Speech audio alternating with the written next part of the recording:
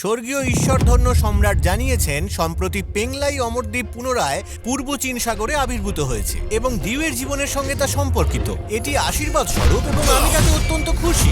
তাই পেংলাইয়ের প্রধান কর্মকর্তার জন্য পূর্ব কারখানার প্রধান গৌদি হাইকে বেছে নিয়েছি এবং রাজকীয় সেনাদের নিযুক্ত করা হয়েছে।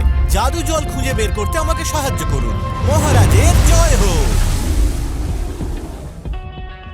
1 বছর আগে আপনার রাজকীয় সৈন্যদের দ্বারা যুদ্ধ ভানুতি ভাবদোয়া পরিবারের 106 জন লোক নিহত হয়েছিল।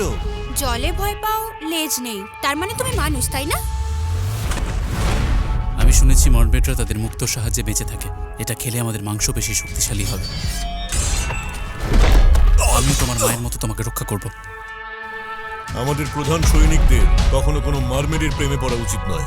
কি আমি ঠিক বলেছি তো? পেংলাই দ্বীপে আমি সম্রাটের আদেশে এসেছি, বুঝতে পেরেছো?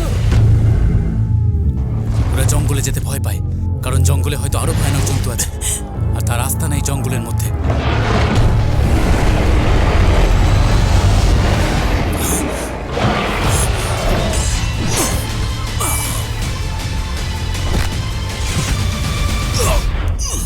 আমি তোমাকে ছাড়ব না।